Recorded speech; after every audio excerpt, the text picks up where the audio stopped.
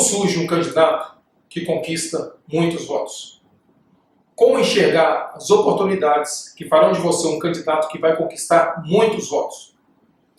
Engana-se quem acredita que um candidato que conquista votos, um candidato viável e competitivo, é somente aquele que tem reconhecimento popular, que tem uma atuação na vida política. Aquele candidato que já tem uma formação política. Engana-se também quem acredita que o candidato que conquista muitos votos tem que ser aquele que já vem desenvolvendo um trabalho em comunidade. Ou então que representa de forma consolidada uma determinada categoria. No mundo atual, nessa modernidade que a gente está vivendo, quem enxergar oportunidades é um concorrente forte, principalmente na eleição de 2020. Sim, ser um político em mandato, ter um trabalho em comunidade, exercer papéis de liderança ajuda muito, mas não significa que seja determinante para ganhar a eleição.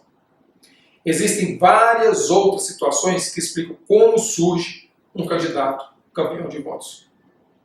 E nessa ocasião, nós vamos tratar exatamente desse assunto. As várias maneiras que podem fazer surgir um candidato, mesmo que você seja um político que não seja um líder ou que não represente parcela da população. A primeira lição que precisa aprender é que o surgimento de uma candidatura, que a conquista de muitos votos está relacionada a saber identificar oportunidades. Esse é o nome. Oportunidades.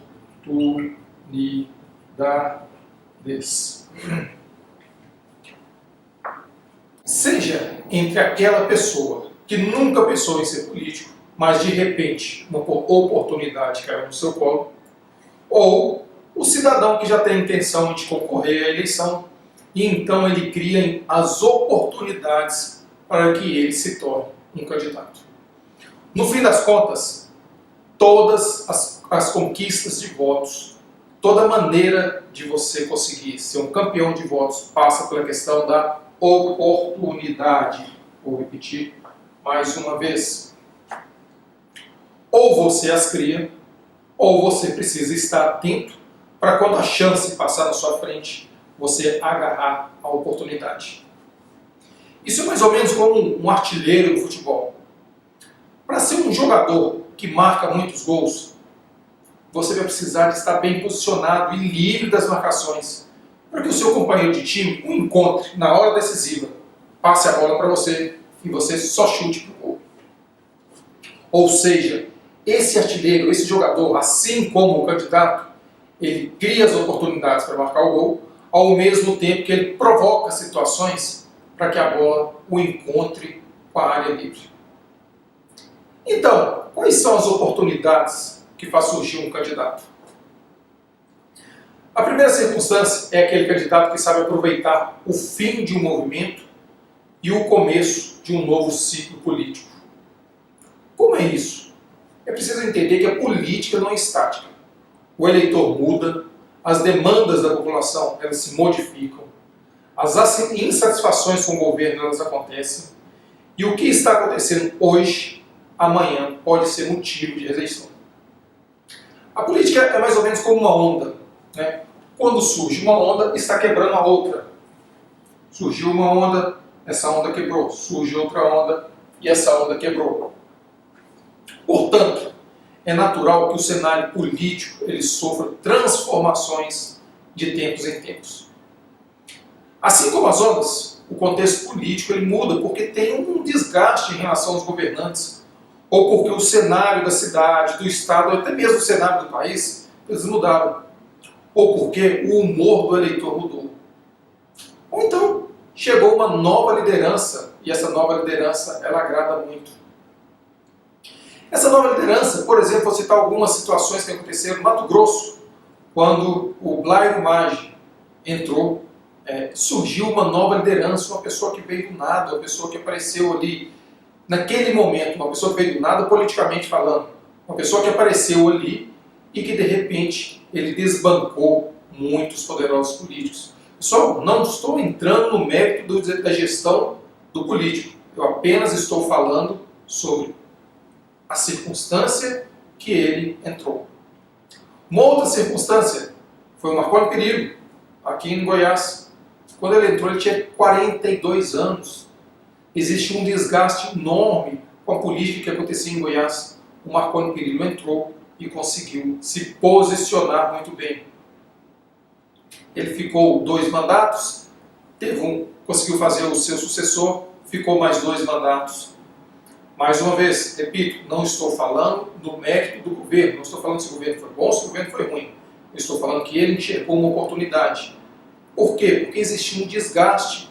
E esse desgaste, ele se posicionou então para ser a antipessoa que poderia resolver esse desgaste. O que acontece?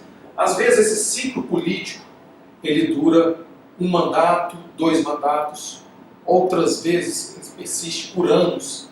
Tem cidades aí que foram governadas pelo mesmo grupo político por 20 anos. Vocês devem conhecer algo parecido.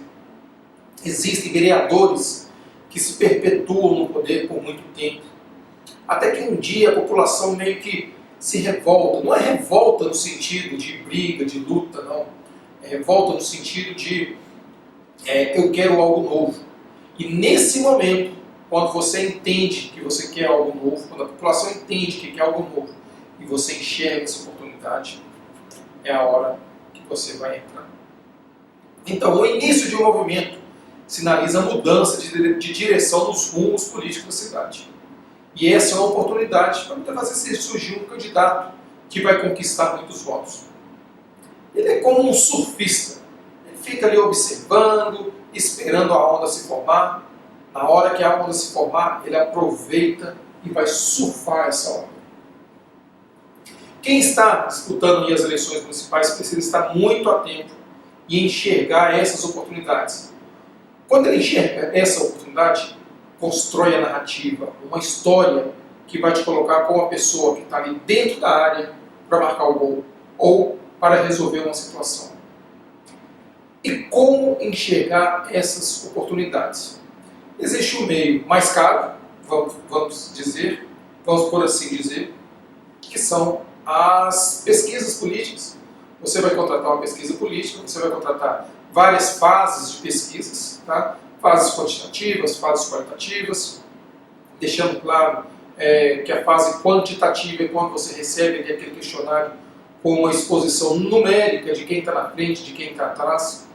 Mas isso daí não diz muito sobre o humor da população, não diz muito sobre isso que a gente está precisando de entender, de apurar os nossos ouvidos, a nossa sensibilidade, que diz respeito a mudanças de humor da população. Por que não? Porque ela só vai te dar números, ela só vai te mostrar quem está na frente e quem está atrás. A pesquisa que vai te passar essa sensibilidade é a pesquisa qualitativa. Essa pesquisa qualitativa ela é uma pesquisa um pouco mais elaborada.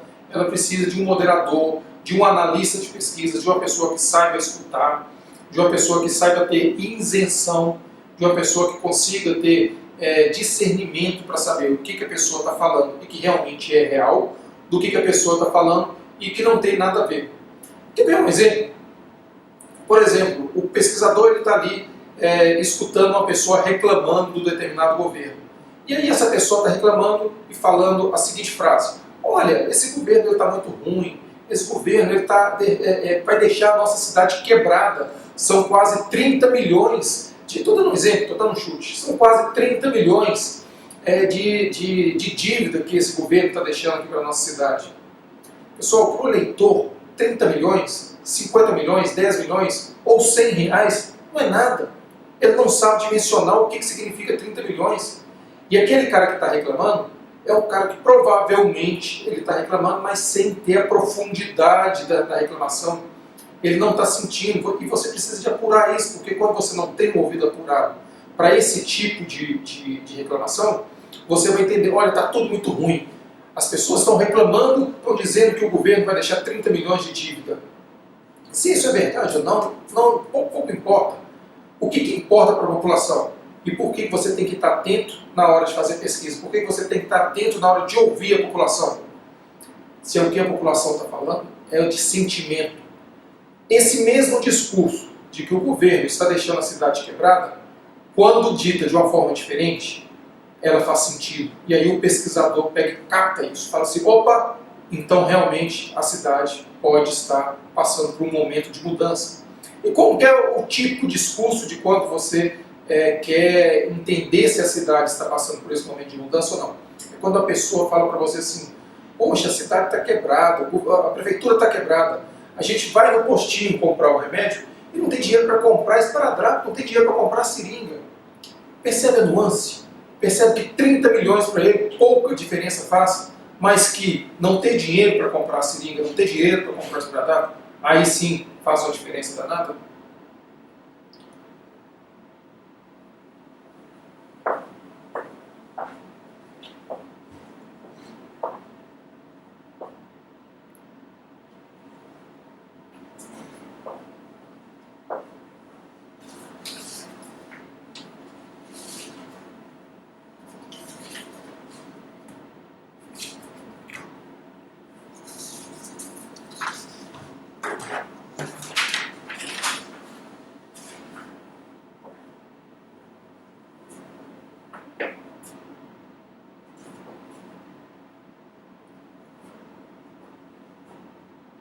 E diante disso, assim surge um candidato. Esse candidato que conseguiu enxergar o momento, conseguiu enxergar uma insatisfação, conseguiu enxergar uma mudança de rumo e ele se posicionou. E ele se posicionou para ser aquela pessoa que nesse momento ali vai ser a pessoa que vai aparecer para que o eleitor considere esse candidato como um suposto cidadão para ser votado. E vejam bem, nesse caso ele não precisou de um projeto social, como todos acreditam que precisaria ter um projeto social para que ele fosse um candidato campeão de votos. Bastou ele ter o discurso certo, ser o porta-voz dos problemas e se colocar como uma pessoa ideal para a resolução dos problemas. Já ouviu aquela história da pessoa certa, no lugar certo e na hora certa? Tá vendo? Isso é como um surfista. Ele precisa de pegar a onda certa. Sim, tem algumas pessoas que vão falar, mas isso é coincidência. Foi aquele momento da cidade. Mas para quem sabe ler os cenários, isso é uma habilidade. E essa habilidade é o que a gente vai falar no segundo momento, que é como construir essa habilidade, como construir essa sensibilidade. Ou seja, essa é a primeira gênese que explica o surgimento de um candidato.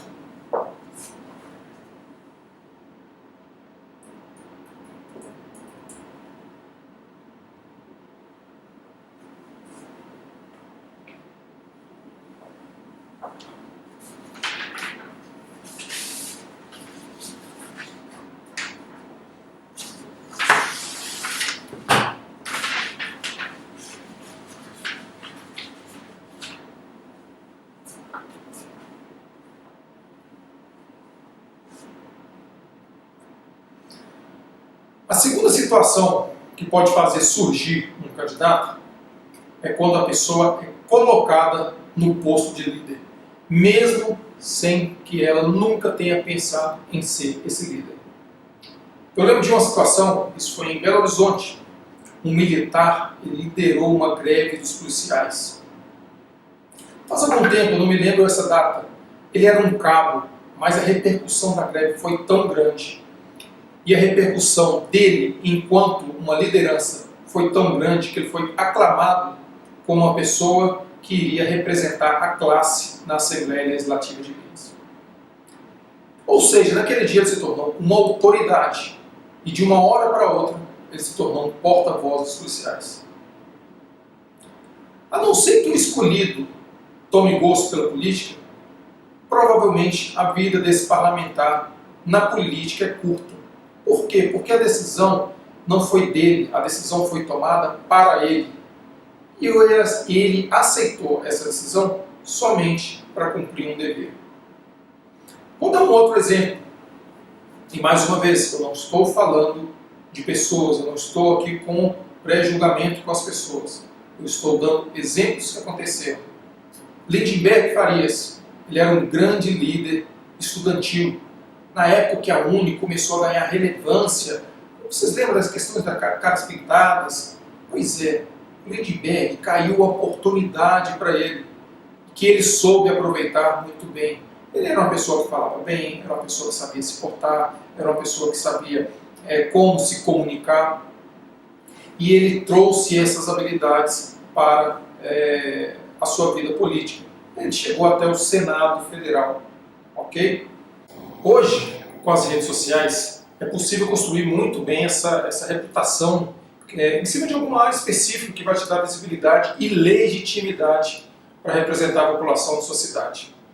A internet ela virou um território que pode ser muito bem aproveitado para conquistar voto, com o benefício ainda de poder atuar de uma forma independente. Ou seja, você não vai ficar preso a nenhum partido, a nenhum padrinho político.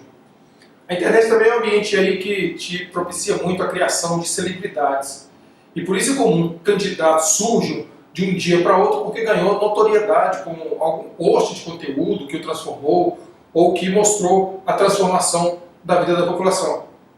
O que é importante entender? Existe um candidato que ele pega e surge por uma situação de aclamação, vamos por assim dizer, e esse candidato ele consegue trabalhar os seus fatores, ele consegue trabalhar isso em redes sociais, desde que esse candidato ele não seja um candidato vazio, mas sim um candidato que esteja entregando conteúdo.